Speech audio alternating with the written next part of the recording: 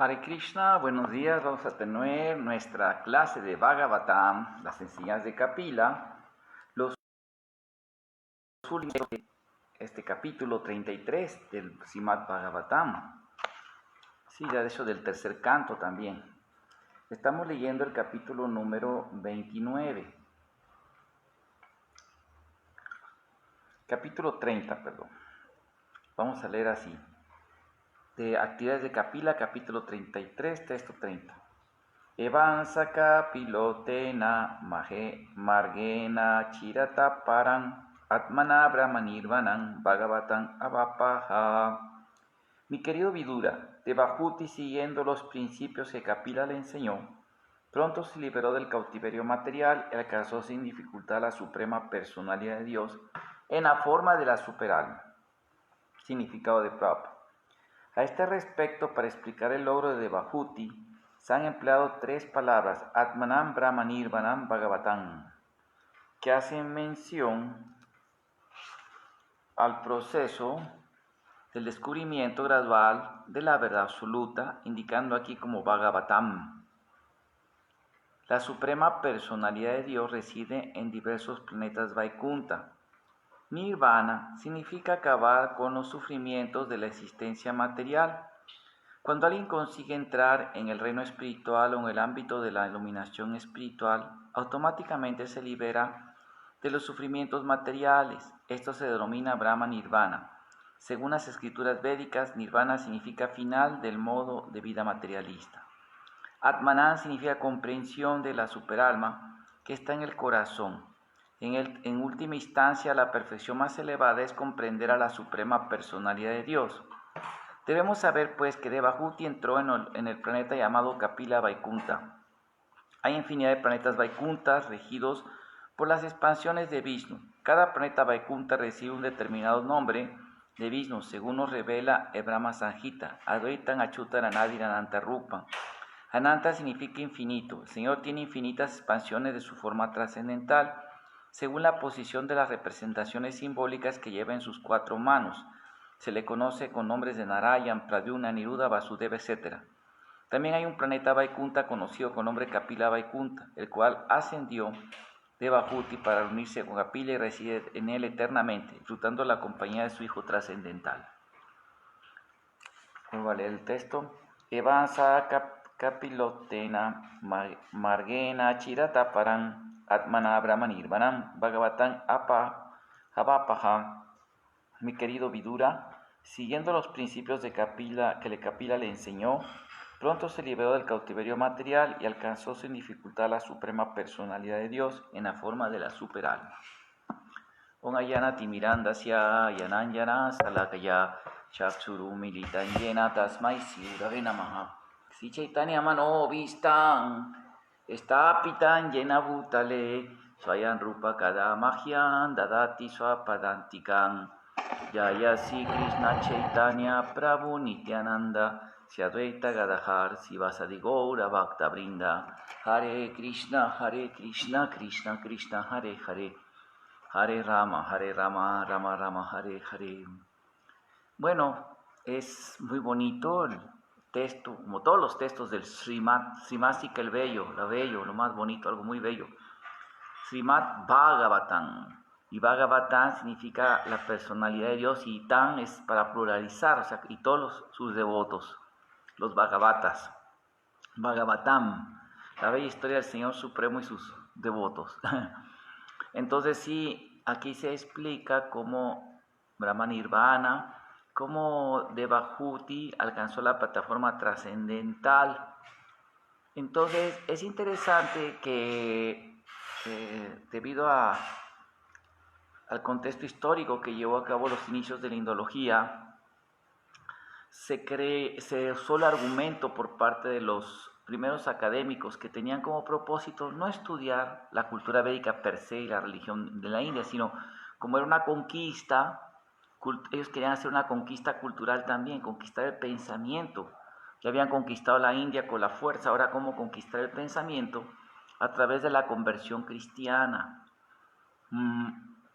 Hay una teoría muy interesante manejada mucho por Lenin y todos los pensadores marxistas, que traigo esta colisión por esto, que dicen que todos las ideas, las filosofías, los proyectos, cualquier movimiento que presenta una alternativa de vida, una propuesta de mejoramiento, tiene como objetivo tener el poder, ya sea poder político, poder cultural, poder científico, fíjate, estar en control y poder sobre los demás. Por ejemplo, si nosotros hacemos que la gente sea consciente de Krishna, la gente voluntariamente hace someterse a la autoridad de escrituras de Krishna, sí. Es imponer un poder espiritual, ¿sí? Y obviamente una asociación espiritual mundial, un movimiento como el Movimiento Conciencia de Krishna, requiere una jerarquía administrativa que también impone su poder. Entonces el poder, el Shakti, va a tener poder, el Aishwarya, el control, todos son cosas que existen naturalmente en este mundo. Así es, y especialmente, bueno, hay personas que, digamos, abiertamente te dicen, queremos el poder, el control, y dice, muy bien, hay un dicho muy famoso, ¿no?, que lo dicen muchos, así se ha repetido mucho a través de diferentes culturas, que dice que el peor enemigo es aquel que tú no lo ves, que es invisible. ¿Sí me explico? Les voy a poner un ejemplo. Hay un animalito que se llama topo. El topo, llega corriendo y se mete a tu jardín. No lo ves cómo se mete, pero se mete pues desde abajo, hace túneles y empieza a roer todo y te destruye todo por dentro. Internamente te destruye las huertas, tus plantaciones, tus flores, te las acaba. Hay varios tipos o razas de topos, ¿no? O sea, es interno y así. Entonces, un enemigo que no se puede ver tan fácil. Yo me acuerdo que hay un tipo de topo que se llama tusa, allá en el estado de Veracruz, el nombre regional tusa, es un tipo de topo grande, un roedor que también hace hoyos, sí tiene ojos, hace hoyos por dentro y come la caña de azúcar, se come las raíces de la caña de azúcar y así, las plantaciones. Y es un topo, es un roedor grande, grandecito, así, más grande que una rata, ¿no? Es un roedor que hace hoyos y acaba así. Muy bien.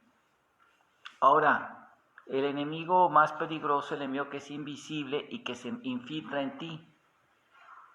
¿Sí? Muy bien. Eso es una cosa así, ¿no? Cuando es así, es la guerra más peligrosa, la guerra de la inteligencia, del espionaje, de la infiltración, así, silenciosa, la filtración silenciosa. Entonces, me refiero yo a que todo esto lo digo porque resulta que los eruditos británicos, ellos conquistaron, pusieron escuelas, pagaron a sus intelectuales, hicieron concursos en la Universidad de Oxford para cómo refutar los textos védicos y poner una historia de acuerdo a enseñar que ellos, su conquista, ellos eran los principales amos de la cultura védica. Utilizaron la teoría de la inventaron o reforzaron la teoría de la invasión aria, basada en los estudios comparativos de Schlegel. Y luego parece que fue un padre francés el que dijo posiblemente el sánscrito, o sea que ellos vieron que las lenguas europeas, muchas lenguas europeas, casi todas, del vasco y otra, no me acuerdo cuál, tenían influencia del sánscrito. Entonces ellos dijeron, entonces quiere decir que, y como hay versos que dicen que Indra era blanco, que es rubio, con pelo rubio, eso, Indra, el dios del Rigveda, entonces, ¿qué quiere decir? Y habla de una parte que Indra derrotó a los dacios que eran oscuros y los acabó. Entonces dice, esto significa que la cultura Indra fue un héroe nórdico, un héroe europeo, que vino en caballos y en carros, como dice el Rigveda, metafóricamente hablando, y conquistó la India. Entonces nosotros los europeos somos sus padres originales, venimos otra vez a conquistar y acabar con los negros oscuros de ustedes, ¿verdad? Para traer la cultura verdadera, la sabiduría verdadera. Por lo tanto, el sánscrito vino de Europa, porque los europeos ingleses eran los dueños de la India, algunas colonias francesas y otras portuguesas. Entonces somos los dueños de la India, somos los padres de ustedes. Y así inventaron esa teoría que se llama invasión aria. Y es interesante cómo hay gente que cree eso todavía hasta el día de hoy. O sea, yo me acuerdo, por ejemplo, cuando, ya ven que antes en la época cuando había mucho racismo en Norteamérica, de la exclusión de los negros, por ejemplo, un negro no podía entrar a muchos restaurantes por ser negro. Incluso si estaban en en el ejército, los negros nada más, en la misma la Segunda Guerra Mundial, solamente ocupaban puestos de sirvientes, de, ¿cómo se llama? De cocineros, sirvientes, y incluso cuando iban los mayores, así los soldados no podían entrar y todos los negritos los sacaban. Hasta que fue el experimento de los pilotos de, ¿cómo se llama? Toursville, se llama algo así, que eran los pilotos del escuadrón famoso 261, 266, fueron pilotos de caza, los entrenaron y decían que ¿será posible que los negros pueden ser pilotos? Y resulta que eran los mejores pilotos. ¿Por qué? Porque su cuerpo es muy resistente a las fuerzas, a la presión atmosférica, tiene un cuerpo muy resistente y ellos incluso derribaron más jets, aviones Messerschmitt 262 que otros pilotos. Un mexicano hubo, pero creo que ningún norteamericano está que derribar en dogfighting, o sea, en combate así abierto, como hicieron los negritos. Crearon como 7 jets estos en combate, levantaban los aviones Mustang que no pueden alcanzar jets y se dejaban caer en picada para que se lo aceleraban y ¡yum! Alcanzaban a los jets. Y muy difícil tener un avión con esas deficiencias ante un avión súper rápido, súper maniobrable. Y lo que ¿no? Derribaron aviones jet. Entonces, incluso está confirmado que uno de los capitanes que bombardeó Berlín de las fuerzas de las unidades, que era bien tejano, muy racista, que luego él pidió que los pilotos de la cola roja, los Red Tigers, de aquel escuadrón de negritos, lo acompañara, porque desde que ellos se acompañaron podían regresar los bombarderos. Eran muy buenos combatiendo y muy organizados y muy resistentes. Las fuerzas, así aguantar la resistencia de las fuerzas G. Bueno, entonces todo esto lo decimos porque pensaban que no, esos eran humanos, o sea, hay prejuicios, ¿no? Así más o menos yo siento que, o sea, con los respetos que apoyan las teorías de invasiones a Arias, a la India, pues son personas que se quedan en una caverna, ¿verdad? Ídolos especos, llamó Bacon. Bacon fue un gran filósofo y padre del método científico, empírico, y un filósofo muy espiritual, Francis Bacon, y él decía que en las sociedades así, en las comunidades de humanos, mismos los filósofos científicos, existe lo que se llama ídolos de caverna.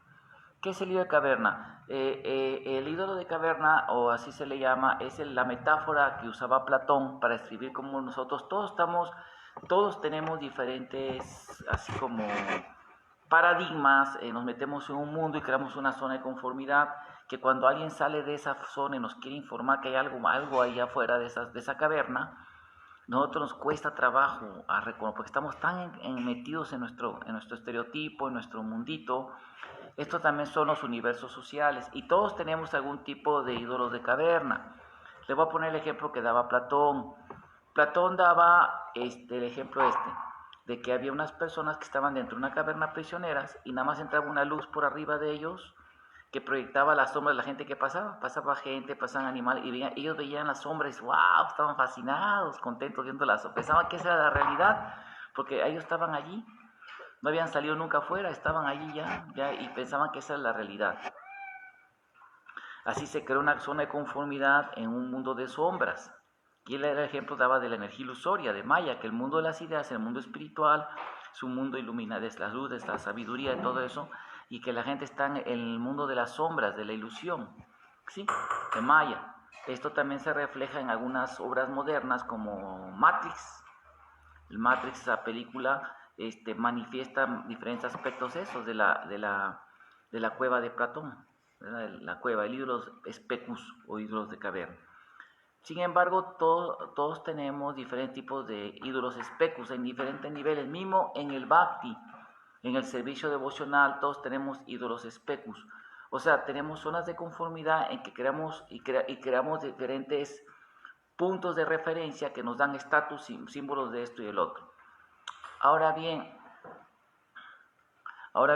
o sea, por ejemplo, y en las sociedades el ser humano crea, por ejemplo, clubes, crea sociedades donde crea ciertos puntos de referencia que le dan un estatus y una imagen que, digamos, le dan honor, posición y postura, y una zona de conformidad. Y cuando alguien nos informa que algo de esa zona de conformidad, que nos gusta, que ya estamos así, nos incomoda, cuando nos dicen que eso no está bien, que hay que corregirlo, que salir de esa zona de conformidad es difícil. Y el ejemplo que da Platón es que dice que, por ejemplo, entre las personas que siempre vivieron en la oscuridad viendo las sombras, que esa era la verdad, uno de ellos dijo, pero empieza a ver la luz donde vienen las sombras, y luego dice, oh, mira, y se empieza a asomar porque la luz está fuerte, pero los ojos están en la oscuridad, que cuando empieza a salir afuera, lo ve en los ojos, no ve casi nada, le cuesta trabajo ver, hasta que sale y por un tiempo pues está deslumbrado, o sea, no puede ver bien porque la luz le molesta, hasta que poco a poquito empieza a ver, sus ojos se van acondicionando y empieza a ver que vaya descondicionando la oscuridad, adaptándose a la luz, abriendo sus funciones naturales y se da cuenta que la realidad es esta y no los que están. Y cuando le avisa a los de la sombra, oigan, vengan, acá está el mundo. ¿Qué te pasa? Déjanos, estamos muy a gusto, estamos felices en nuestro mundo. ¿Esto qué quiere decir? Todos tenemos algún tipo de estereotipo, vivimos en algún tipo de micromundo, creamos en el que sentimos que estamos cómodos allí, ¿sí me explico? Y que no queremos que se nos incomode, todos, sin excepción, porque estamos en este mundo material. Entonces, digamos, mismo en el Bhakti, aunque no sea de Maya, por ejemplo, les voy a poner un ejemplo, yo fui brahmachari por muchos años, 6 años más o menos, en el brahmachari ashram, así, distribuyendo libros, Sankirtan, y para mí, en ese tiempo, el único, como se había escuchado la escritura, estaba fundamentado, ser brahmachari era mi ideal, quedarme sin brahmachari, y así, ¿no? Yo tenía esa proyección y ser sanyasi, así como era el modelo en ISKCON, que los jóvenes toman sanyas, a los poco tiempo ser brahmacharis, ¿no? 10, 11, 13 años toman sanyas, y así, ¿no? Así era mi modelo de vida, no lo pensaba cambiar en absoluto. Y para mí todo lo otro era una amenaza para lograr esa meta, era una meta idealizada, o sea, muy enfatizada en la escritura, muy justificada, así, ¿no? Y lo otro pues era la ilusión de Maya. Entonces, sin embargo, Krishna hizo un arreglo, ¿verdad? Y bueno, no fue así. Yo me casé, ¿verdad? Gracias a Krishna tengo una muy buena esposa devota, una buena hija, muy devota mi hija, y estamos llevando a cabo. Si yo me hubiera casado, ni siquiera existiría este templo. O sea, si no me hubiera casado, mejor viviría por India, por un lugar así, en el que tenga que residuos de ese modelo monástico que ya casi no existe en el movimiento. Como Prabhupada lo dijo, el 99% se va a casar y así va a ser, y así es, ¿no? Aunque era el modelo que se enfatizaba cuando era el modelo más real. Y cuando escuchábamos, por ejemplo, una vez me dijo un devoto, me decían algún devoto, no, tú tienes líneas de que te vas a casar. ¿Qué? No, es imposible, eso sí, no sirve el palma, no sirve la astrología. ¿Sí? ¿Por qué? Porque incomodaba mi zona de confort, ¿no? Me incomodaba mis ideales, ¿no? Me molestaba, o sea, que me dijeran eso. O por ejemplo, yo estaba acostumbrando, en nuestro templo de Monterrey generalmente comíamos a veces el prashan del restaurante, otro día no comíamos jalaba toda la mañana, bastante jalaba con bastante mantequilla. Había conceptos como que el arroz lleno de mantequilla es lo más suculento y lo más apreciado por Krishna. Y hacíamos deliciosos, unas comidas así llenas de mucha mantequilla. El ghee era maravilloso, muy importante el ghee, que nos daban mucho ghee todos los días, pacoras, samosas, y comíamos así, en lugares bien calientes, ¿no? Y pensamos que eso era lo perfecto, y quien pensaba de otra manera estaba en ilusión, y así se nos trataba de inducir, ¿no?, en la mente, que todo hay que preguntar otro modelo, ¿no? Y ese modelo, pues sí es ideal, es muy bonito, ¿no? Salir a la calle Sankirtan, y le damos por acá, porque solamente Sankirtan es lo único. Obviamente que no solamente Sankirtan es lo único, ¿verdad? Entonces de repente, pues, también me tocó ver una situación de transición, de que me tocó siendo así Sankirtan en un templo con muy poquitos devotos en el noreste, siempre hubo pocos devotos, de hecho lo reforzaban, mandando devotos del centro, ahí en Monterrey, y me acuerdo cuando me tocó que nuestro presidente del templo, yo me daba cuenta que cada día no iba a los programas y dejaba de cantar yapa, no cantaba sus yapas él, no los cantaba, muy buena gente, era famoso porque buen devoto, súper sankirtanero, campeón de Sankirtan, luego director, y como era administrador de empresas por profesión, hacía buena administración, y era como el líder, lo teníamos todo muy wow, un gran Vaishnava, todo lo veíamos así, ¿no? Teníamos así nuestros héroes culturales, héroes así sociales, culturales en el momento de Sankirtan, y así, ¿no? Esos eran nuestros héroes, y luego nos leían la historia de grandes distribuidores de libros, que wow, súper acá, de repente escuchábamos, no, que se casó Perengano. ¿Cómo se casó? Se casó otro Vaishnava acá, super acá, ya se casó. El otro super brahmachari ya se casó. Bueno, eso es lo que se casaban. Pero otro de repente, tal sanyasi, jovencito, pum, se cayó. Tal sanyasi se cayó. Tal otro se cayó. Y luego nos toca que nuestro director también se cae. O sea, en el sentido que deja a Prabhupada la misión y reemplaza a Prabhupada por otro guru y se va. Y me dicen, si viene no lo dejes entrar, dile. Y sí, yo le dije, no puede entrar, tenga sus cosas, discúlpeme usted. Ya dejó la sociedad Prabhupada, pero él quería como jalar gente, ¿verdad? Así, bueno. Entonces lo digo esto en buenísima fe, que pues fueron cambios, ¿no? Y luego me toca pues quedarme viendo cómo organizar el templo y le dimos al devoto sus cosas, le dimos todo lo que sus propiedades y nos dio las firmas de las cuentas, todo gracias a Krishna se arregló bien con él, ¿no? También un vehículo que era lo estaba su nombre, todo lo entregó y gracias a Krishna estuvo bien. Pero me tocaba ver cómo las cosas se pasaban, se derrumbaban. Los más espirituales los tenían a todos como si fueran igual que Prabhupada, en ese mismo nivel se les respetaba. Y eso y hacían maestras. Pero pensé, cayeron varios maestros, entonces empiezan los discípulos de Prabhupada, hablaban frente a uno, hablaban mal de los gurus, cosas así. Entonces todo eso se puso así muy tenso, mucha tensión, cambios de que ahora hacíamos grupulla, los gurus tenían su viazancito y ahí hacíamos su grupulla, y luego ya los quitaron y los prohibieron así muy agresivamente los discípulos de Prabhupada, y eso nos ardió mucho a nosotros, nos molestó, nunca le preguntaron a De Vos que teníamos ya 9 años, 10 años el movimiento, oigan, ¿qué les parece? Va a haber estos nunca se nos habló bien así, además ya lo impusieron y se acabó. Y así, ¿no? Entonces hemos visto muchos ires y venires del movimiento, de cómo se dirigen a los GBCs, y digamos, errores históricos que se han pasado, y así como se han corregido, Krishna como control. Bueno, así ha sido una época difícil porque es el principio, así, ¿no? Así hemos visto, ¿no? Nosotros con los años hemos visto. También mucha gente que llega y pum, desaparece, la mayoría, ¿no? Yo vi, por ejemplo, un posting de un devoto que decía, mire, tanto poniendo a jóvenes del Gurukula, mire, tanto esto, ya casi ninguno está haciendo servicio. Y el devoto atacaba liderazgo, atacaba cosas así. Pero en realidad, si vemos los discípulos de Prabhupada iniciados, que fueron más de 2000 personas registradas en su libro de discípulos, ¿cuántos realmente están haciendo servicio? Muy poquitos. Y eso dicen las escrituras, ¿no? O sea, que además están bien situados en una buena estándar brahmínico, muy poquitos, o sea, de que tienen sadhana, lo básico, cantar suyapas, todo eso, muy poquitos. ¿Por qué? Porque así es, ¿no? No todo, lo dice Krishna en el Bhagavad Gita capítulo 7, ¿no? Que entre miles y miles de personas, ¿cuántos buscan la perfección? Y de esos unos cuantos realmente me conocen en verdad. Así es la realidad. Entonces no podemos usar eso como que que echar culpa, es que ese es el sistema. Entonces, ¿qué pasa? ¿Cómo se llama? Todo esto lo estoy explicando para que ustedes vean cómo las zonas de confort se van ajustando, reajustando. Se ve uno que la visión de Prabhupada no nada más era puro vender libros. Es muy buena venta de libros, yo lo hago todavía. Pongo en el estante libros, pongo libros de Prabhupada y vendo libros de Prabhupada, Bhagavad Gita, hemos vendido. Digo, no como antes, ir cara a cara y todo eso. Aunque yo tengo la opinión completamente convencido de que hay que predicar de una manera culturalmente más respetable. Yo me refiero a que en muchos países el vender en la calle se ve mal, o sea, se ve mal si la gente vende así persona a persona, así sin no. En cambio, cuando vengo a un estante de libros y eso en un lugar como un free market, un lugar cultural, la gente lo ve con respeto. Lo mismo los festivales, se hacen festivales culturales, la gente lo ve con respeto al movimiento, hay que es aceptado, que algo sin permiso, de repente vamos a hacer, o sea, pero sin embargo hay que hacer el Sankirtan Yag, es muy respetable, que ha ganado mucho, ¿cómo se llama?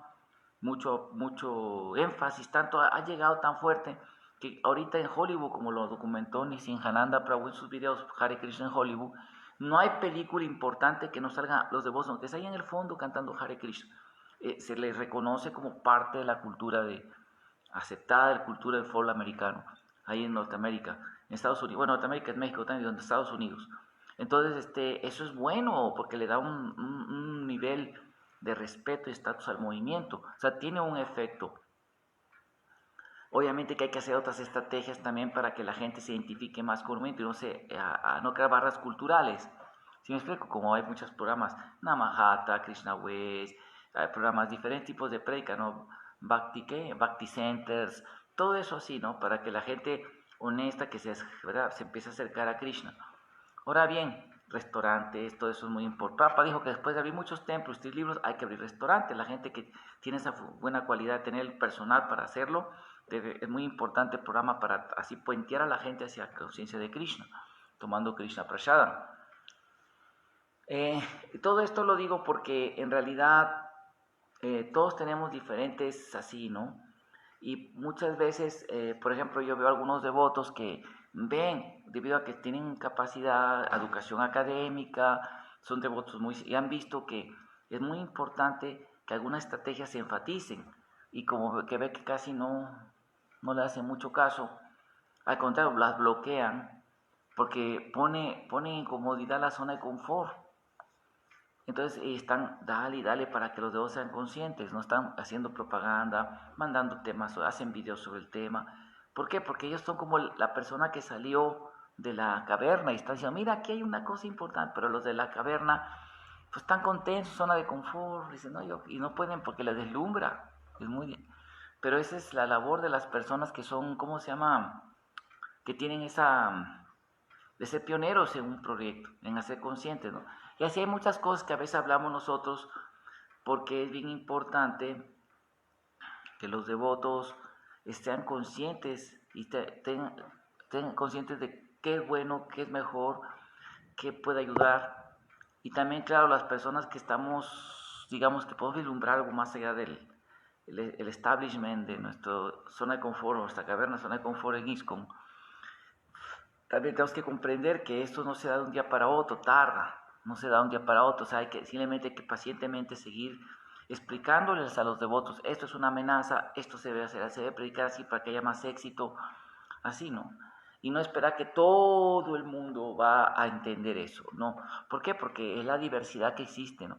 Hay devotos que les gusta mucho, por ejemplo, y que van a morir siendo de cierta forma, ¿no? De cierto tipo de prédica, cierta forma, y es muy respetable eso. Otros que son más innovadores y todo van a hacer ese proyecto innovador, pero es muy bueno que las nuevas generaciones escuchen con atención los argumentos, cuando personas presentan información respetuosamente, sin ofender, simplemente miren, aquí hay esto, y presentan las escrituras, con la filosofía, con todas las herramientas científicas, filosóficas de nuestra filosofía, sustentan así la prop, hay que escuchar para ¿verdad? Aprender. Quizás, por ejemplo, yo no personal, digo, porque nosotros somos Dios para abarcar todo, todo, todo, todo. Y tendremos, en ciertas áreas podemos informar, más no en otras, porque es bien difícil, no tenemos ni las cualificaciones, pero sí podemos informar, ¿verdad? Por ejemplo, nosotros también, es muy importante nosotros también que entendamos muy bien las instrucciones de Srila Prabhupada, leamos. Y es muy importante esto, que los devotos deben entender que todo líder espiritual tiene que fundamentar sus enseñanzas con las enseñanzas de Prabhupada. O sea, no puede sacar algo que se desvíe, que sea parte de las enseñanzas de Prabhupada. Voy a poner un ejemplo de esto, ¿no? Todo el mundo sabía en el movimiento, antes de la infiltración del Gaudiya Math, de la prédica de los seguidores del Gaudiya Math, de los hermanos espirituales de Prabhupada, todo el mundo, nadie ponía a cuestionar, así cuestiones de, ¿no? Pero resulta que la gente que empezó, digamos, a irse para allá o a simpatizar con esos grupos.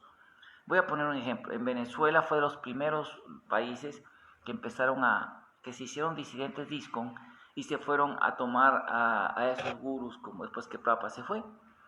Cosa que Prabhupada, hay tantas cartas, que fue lo que Prabhupada nunca dijo, porque y basando en algunas cartitas, por ejemplo, una que Prabhupada dice, Siddhar Swami le dice a un devoto que agarró y se inició con Vana Maharaj, en Bengali Bon, porque los bengalíes quitan la A, y la ha relacionado Bon Maharaj, como Ramo, ¿no? Hare Ramo, así Bon Maharaj, Vana Maharaj, y que era una persona muy especial, muy conflictiva, muy difícil, y lo reinició y Prabhupada dijo, bueno, si querías un Shiksha Guru, hubiera sido con mi hermano Siddhar Swami, así dijo Prabhupada, a ese devoto. Y Prabhupada le dijo a su secretario, si te responde, ya no le contestes, por favor, ya no, con él yo no quiero tener. Así fue, Prabhupada lo cortó a este discípulo, porque cometió una ofensa, reiniciarse es una gran ofensa. Entonces, con esa carta, muchos que se fueron allá quisieron contaminar y robar gente de ISKCON y hacían libros que ponían esas cartas de Prabhupada. Eso obvio en sus libros, ¿no? Cuando el Saraswati Gaudiya Math, que desciende directamente de Siddhar Swami, Srila Siddhar Swami Maharaj, los discípulos, ahora Govinda Maharaj el Acharya ahí, los disidentes que se fueron para allá, hasta cambiaron su nombre, tomaron reiniciación de Sanyas, se reiniciaron, de hecho reemplazaron a Prabhupada diciendo que Prabhupada era inferior, que no era el gurú superior. Hay libros de ellos, yo me acuerdo, los vi, que decían que la profecía de Bhaktivinoda Thakur no era Prabhupada, sino era Maharaj Siddhar, su hermano espiritual. En fin, y así ellos reemplazaron todo, y eran discípulos iniciados de Prabhupada. Pero realmente fueron iniciados de Prabhupada, pero no eran discípulos de Prabhupada, porque en realidad ellos nunca aceptaron a Prabhupada como su maestro, sino se fueron por eso con otros gurús. Y ahora lo han reemplazado hasta en su ropa y todo, ¿no? Y Prabhupada, hay tantas cartas, sí, Prabhupada le dijo así, luego al rato Prabhupada dice, no, todos mis hermanos espirituales, incluye a Maharaj Siddhartha, son muy, no son Vaisnavas Mahabhavat. Prabhupada los llegó a dominar incluso neófitos, envidiosos de él, y sí, porque sí, así había, ¿cómo se llama esto? Sí había declaraciones muy críticas hacia Srila Prabhupada de parte de ellos. Lo criticaron, le dijeron. Entonces Prabhupada prohibió que sus discípulos leyeran sus libros, fueran a sus templos, asociaran con ellos. Y Prabhupada luego al final dijo, pero que los respetáramos, que nosotros no podemos juzgarlos, ofender a estos grandes Vaishnavas. Prabhupada lo dejó muy clarito, no ofendan a ellos, no los ofendan, pero no se asocien con ellos. Así, no ofender, no ofender, ofender. Claro, tenemos que tener un discernimiento, una discriminación entre bueno y malo, mas no ofender nunca.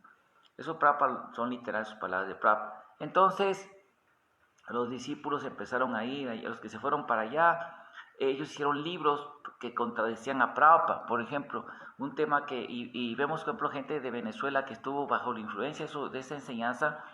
Yo he visto gente que salió de ahí y se volvió a ISKCON, que todavía traen esas influencias, ¿no? Y por ejemplo, esos libros sacaron las teorías, una teoría que difiere de Srila Prabhupada. ¿Por qué? Porque, híjole, con el debido respeto, sacaron el libro de Bhaktivinoda Thakur, de el Bhagavad, su teología, que también difiere Prabhupada. ¿Por qué? Porque lo que querían crear es estabilizar a los devotos de ISKCON, obvio, crear una desestabilización, con teorías como que no venimos nunca de Vaikunta. Y aquí ese tema, wow, sería para una clase. Las implicaciones ontológicas y éticas de problema axiológico que crea eso es terrible.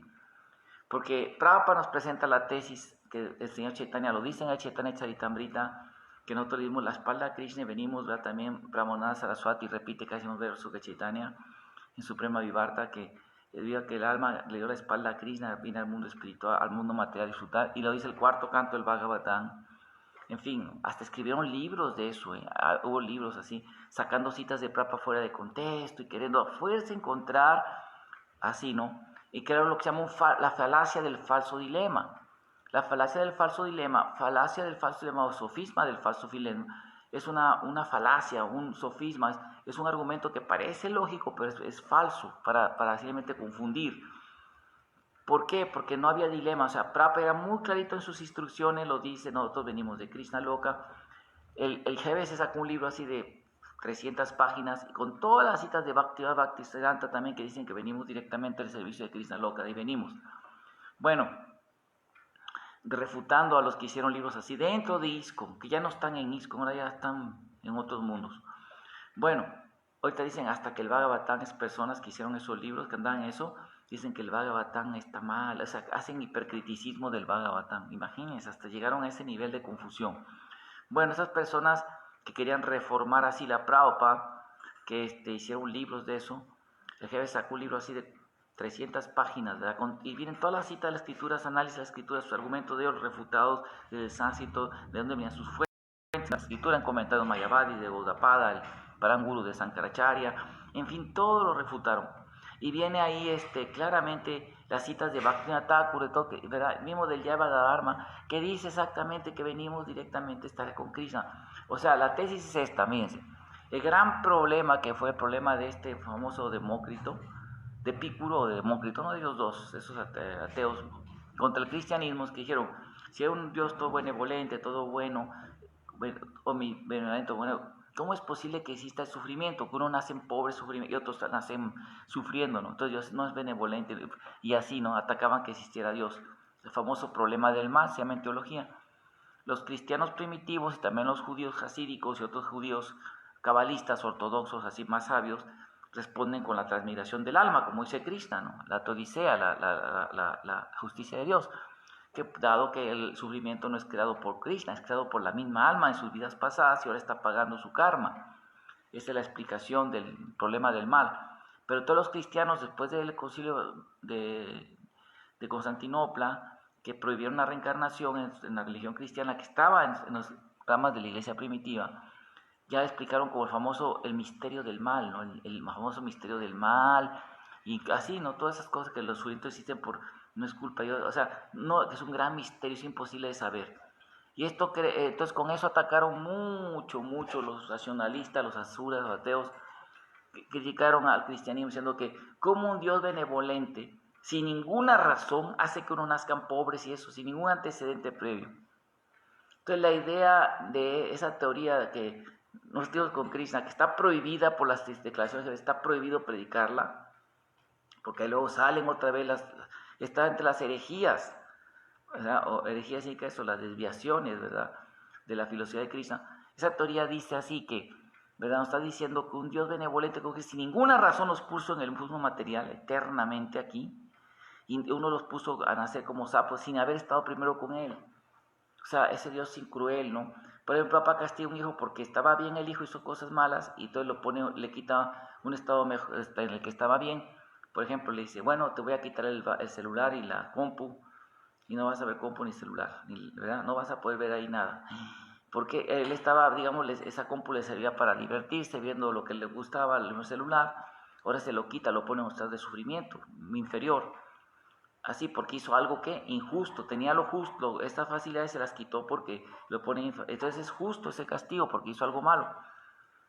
Así, por ejemplo, que me acuerdo que a mí en ese tiempo, cuando iba bien en las vacaciones, en las calificaciones, pues mandaron por cuestiones de política, por mala dirección de la profesora que no supo bien eso y solo tomó no escuchó, no, en la primaria me acuerdo, cierta trampa que me hicieron unos bullings. Y yo caí en la trampa, yo caí en su provocación, hice el error, y a mí me llamaron la atención y no a ellos, pero ellos fueron los que empezaron. Entonces me acuerdo que esa injusticia de la profesora mandó un reporte a mi casa, me manda con un reporte, también lo firmado por tus papás, que su conducta tiene 5 en conducta, ¿no? Aunque iba bien en las... Y no encontró que a mí me hicieron muchas maldades, a ellos primero, no, eso no venía. Y ya, no puedes ir a la matinée, al cine de la mañana, del domingo, no puedes ir a la alberca, no vas a tener tu chapote lleno, no vas a poder ir al partido de fútbol, no vas a poder, a ninguna cosa que los domingos eran que yo hacía. No puedes ir al campo, te quedas aquí en casa solamente a estudiar. Me quitaron un estado, digamos, que me da complacencia, justamente por un error, obviamente que fue una injusticia, pero me refiero yo que bueno. Entonces el castigo de mis padres estaba bien, porque dijeron, mira, 5 en conducta, como decía Pani, los soldados los aceptan. Entonces quiero que no te comportes así, aunque tengas buenas calificaciones. Y no fue eso, lo que pasa es que me estuvieron provocando y hasta que dije, ya basta, y les puse eso hasta aquí, ¿no? Tuve que hacer algo, yo también ya era demasiado abusar de que como yo no quería tener conflictos en el salón, me hicieron tantas maldades, pero tantas, hasta me tiraban así, tiraban con una resortera, con postas, en espaldas, eran mal. Entonces yo también agarré mi resortera y también los palos, y fueron a quejarse con la profesora. los casé, ¿no? Y luego fueron, fue él. Y pensaron que fui yo porque como era, pues, ¿quién más pudo haberse tomado la represalia más que yo? Pues sí. Entonces ya la maestra me dijo, tú, y le averiguó cómo estuvo, nada, si le mente, tú estás mal, y a ti me mandó el reporte, y, pero ellos siempre usted ha visto que se portan mal, pero eran parientes de ella, y qué bonito, entonces ellos no mandó el reporte, nada más a mí. Perfecto. Ya yo tuve, entonces mis papás me castigaron, y yo tuve que estar esos días sin mis distractores sanos, ¿no? Entonces, así mismo, si Krishna, estamos en el mundo espiritual glorioso con Krishna y por un mal lesión de nuestro libre albedrío, como dicen las escrituras, querer imitar a Krishna, querer venir aquí, porque soy parte y por ser Krishna, como dice Prabhupada en la introducción del Bhagavad Gita, me pone en el mundo material, porque yo mismo deseé venir a este mundo para experimentar, porque como parte y por ser Krishna también quiero ser el futuro controlador, es justo que ahora tengo una situación difícil que me haga entender que mi posición perfecta es allá, y acepto mi sufrimiento como parte de ese castigo que necesito yo para corregirme, porque es justo, pero sin ninguna razón, a nadie, sin ningún príncipe, más siempre estamos aquí en este mundo sufriendo, Dios nos puso aquí a sufrir, a ser cucaracha, perro, puerco, en los infiernos, ignorantes, y si algún día queremos su benevolencia, tenemos que ir al mundo espiritual, pero sin ningún motivo nos puso a sufrir en este mundo, a pasar enfermedades, dolores, vejez, muerte, frentes infernales, guerras, sin ningún motivo, nada más porque se le antojó a ese Dios, es un Dios cruel, malvado. O sea, las implicaciones axiológicas, o sea, de la teodicea de Dios así, es volver a caer el problema del misterio del mal y el cristianismo, ¿no? Una postura medieval muy oscurantista, cuando sabemos que el alma es sanatán, eterna, dice Ramanujacharya, que no tiene principio ni fin, es eterno. Y si somos eternos, si vente Krishna, Jivera, Swarujo, Krishnera, Nitya Das. Siempre somos un eterno sirviente de Krishna. Jivera Tatasta Shakti Veda Veda Prakash. Porque no somos Dios, Vishnu Tata, somos eternamente la energía marginal que puede estar en el mundo espiritual o aquí. ¿Sí? Y que nosotros somos eternos sirvientes de Krishna. ¿Qué quiere decir eso? Chaitanya dijo que somos eternos, que siempre estuvimos y nunca dejaremos de ser, nada más estamos en un sueño de Maya. Es la enseñanza de los acharyas, Siddhar Swami, Madhavacharya, Ramanuja, todos pensaron eso y la escritura lo enseña. No, pero una nueva invención. Y luego hay gente que le encanta andar en esas, porque dice la Prabhupada, que gente que cayó de la etapa Brahman, del Brahman impersonal, que no, que de ahí cayeron, que no, luego tienen esa tendencia por su herencia impersonalista, lo dice Prabhupada en una carta. O sea, pero hay gente se aferra, todavía sigue, y aunque está prohibido por el GBC, sigue. Es terrible, terrible. Me quedo asombrado. ¿Qué tienen que traer esos problemas que ya fueron resueltos? Ya hay una resolución, hay toda una tesis presentada por varios Vaishnavas que estudian todo eso.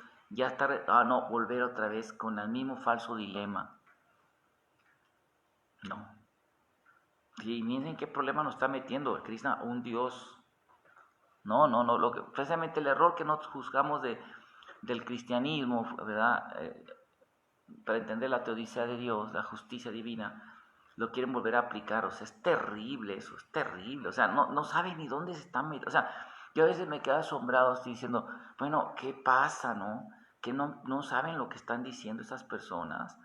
Pero como lo dice muy bien el sexto canto y también lo dice en el 11º canto, que ofrezco mi respetuosa reverencia a la Suprema Persona, que el poder de su energía los hace que los filósofos siempre está discutiendo análisis y dando diferencia uno con otro, sin parar y argumentando sus tesis.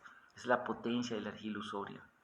Entonces, por eso nosotros seguimos Guru Sadhu Sastra, Parampara, ¿verdad? Shastra, Guru y Sadhu, y se acabó. Ahí es la línea, no tenemos. ¿Por qué? Porque es perfecto el conocimiento. Y si uno no ha llegado a tener plenamente convencido de que es el conocimiento perfecto, pues tanta información tan profunda, tan lógica, pues esa persona no está de parecha está. Por eso dice el mismo sabio Prabhupada, Tasman Guru Prapadyeta, Jigyasu Sayutaman, Sade parecha Ninastam, Brahmani Upasamasaya, que uno debe tomar refugio, un maestro espiritual, ¿verdad? Que, ¿cómo se llama? Un maestro espiritual fidedigno. Y la característica de ese maestro espiritual fidedigno es que ha entendido, ¿verdad?, la conclusión de los Vedas y puede explicarla con todo el conocimiento y razonamiento. Y si una persona no ha llegado a aceptar totalmente, a concluir que la verdad absoluta de la sabiduría védica, de Krishna, y porque no usa todo su razonamiento y eso, ¿verdad? Entonces esa persona debe acudir a un guru que sí ya llegó a ese nivel. Eso es lo que dice en la escritura, guru. Y guru significa que repite las mismas palabras que escuchó de su guru, en Parampara, que escucharon de Krishna, sin cambio, sin reinterpretación. No.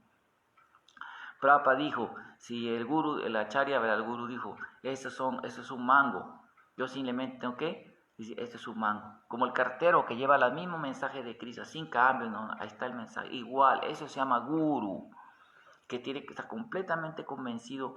Y como dice en el 4º canto, en la historia famosa, cuando Bhumi es castigada por Prithu Maharaj, que dice que aquel que inventa sus propios caminos, seguir el camino de los acharyas, de los sabios, de los rishis, será fracasado en sus intentos una y otra vez. Y Prabhupada ahí explica claramente que una persona puede que no esté totalmente un guru, no esté en la perfección espiritual, pero si tiene plena fe en Krishna y en el guru y estrictamente sigue el proceso, se califica para ser guru también.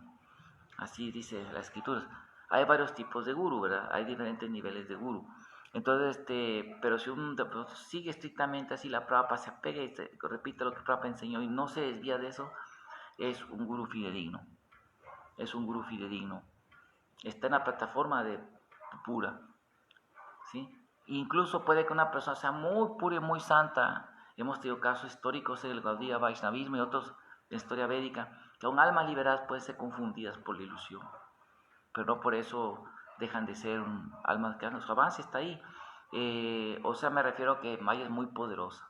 Entonces nosotros debemos de pedirle mucho a Krishna que por lo menos, que no nos permita nunca ser, ¿verdad?, nos desviemos de las enseñanzas de Prabhupada. Por nada, hay que orarle a Krishna mucho. y es el proceso para entender, ¿verdad? Y sí, hay que entender que todos tenemos zonas de conformidad, así, entonces tenemos que, por ejemplo, todo tenemos que cotejarlo, tenemos que aprenderlo y leer los libros de Sila Prabhupada mucho, el Bhagavatam, Bhagavad Gita, Chaitanya Charitamrita, todo leerlo. Lo que Prabhupada dice para no ser autoridad, porque lo dijo citando siempre la evidencia escritural, la evidencia de los Shastras, la evidencia de sus maestros espirituales. Prabhupada no vino a inventar nada, vino a enseñar las enseñanzas de todos los acharyas previos y de Krishna, del Señor Chaitanya y los acharyas previos. Esa es Prabhupada, esa es mi única cualificación. Así dijo Prabhupada. Que yo vine a enseñar la misma enseñanza de Krishna, nada más, no vino a inventar nada nuevo, no. Es el mismo parámpara, la misma enseñanza de Krishna. Y claro, si a alguien no le gusta la enseñanza de Krishna, como vienen hacia atrás del parámpara, que los trajo Srila Prabhupada y sus representantes santos sagrados, pues entonces hay un mundo muy grande donde uno puede buscar, ¿verdad?, a lo que uno busque, ¿no? Pero si uno quiere a Krishna, tiene que aceptar su enseñanza, no puede distorsionarla, ¿me explico? Eso es una hipocresía, ¿no?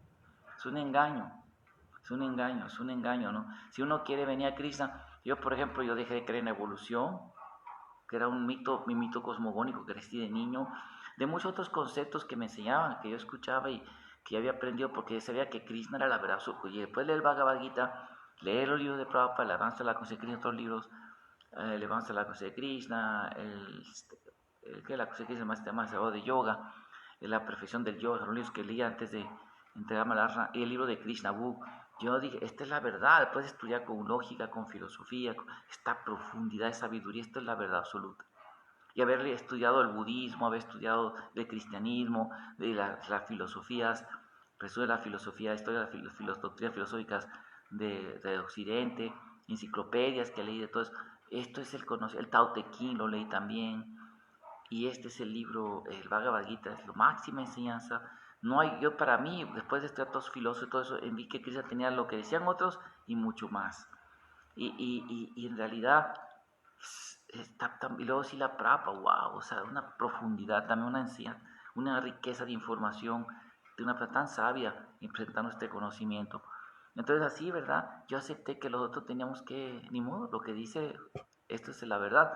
Y obviamente el que no ha llegado a esa conclusión no puede hacerse devoto de Krishna, ¿sí? Y si quiere meter otras ideas, otras filosofías, hay un mundo muy grande afuera donde puede uno vivir. Hay la gran libertad que existe en esta sociedad, así ahorita, ¿verdad?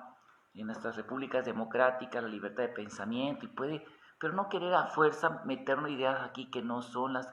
Hay que respetar. Por ejemplo, yo sería muy imprudente que yo fuera, por ejemplo, a una sociedad cristiana y quisiera fuerza decirles, dejen de adoren a Krishna nada más. O sea, no, ¿sí? O fuera a una sociedad X de otras ideas y decirle, no, dejen a Krishna, dejen eso y solamente acepten a Krishna.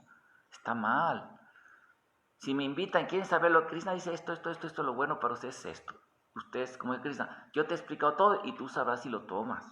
No te vamos a obligar. Krishna no obliga a nadie. ¿Sí? Así es Krishna.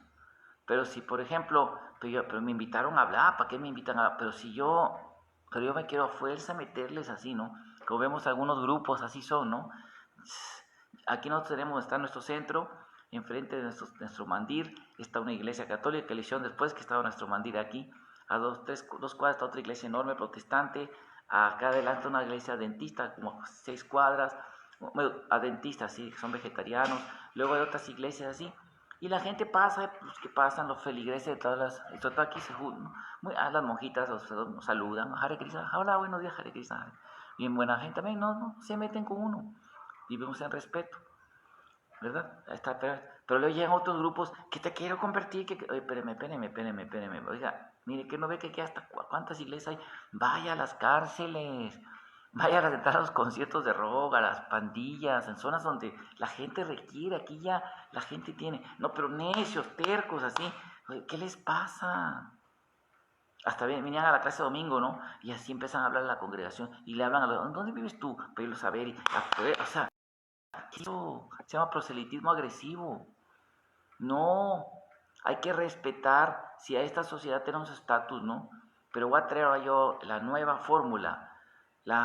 Voy a traer el grupo que me tienen que iniciar porque soy del grupo de la alimentación diversa. Y yo como carne, me tienen que iniciar porque si no me discriminan. O sea, no, por favor. O sea, hay grupos de esos, ¿no? Hay grupos de muchos tipos así, ¿no? O sea, no es la sociedad para la conciencia de Cristo. Así de sencillo, ¿verdad? Entonces sí se tiene que respetar el movimiento de conciencia de Krishna. Y bueno, esta es la gran misión que nos da Srila Prabhupada. Y todos los devotos deben leer muy libros de Prabhupada. Los devotos externos de la congregación deben leer para que no les cuenten cosas. Lean los libros de Prabhupada, lean lo que dice Prabhupada, lean sus enseñanzas, lean el Bhagavad Gita, lean el Nectar de Devoción, las enseñanzas de Chaitanya, Nectar la instrucción, Nectar de Devoción, lean las instrucciones de Prabhupada. Si citan lo que Srila Prabhupada dijo, eso es lo que hay que seguir, porque él cita lo que el Señor Krishna, es el representante de Krishna. Y todo el parámpara es de Prabhupada, de esa sociedad sagrada de Prabhupada, esta orden que Prabhupada fundó. En Occidente, trasplantó de Occidente, traía el movimiento del Señor Chaitanya aquí. Así es. Bueno, muchas gracias por su atención. Espero que luego vean la clase todos. Todas las glorias a Srila Prabhupada y feliz Dwadasi para que tomen prashan. Yo creo que por eso nos están rompiendo el Ekadasi. Hari Bol.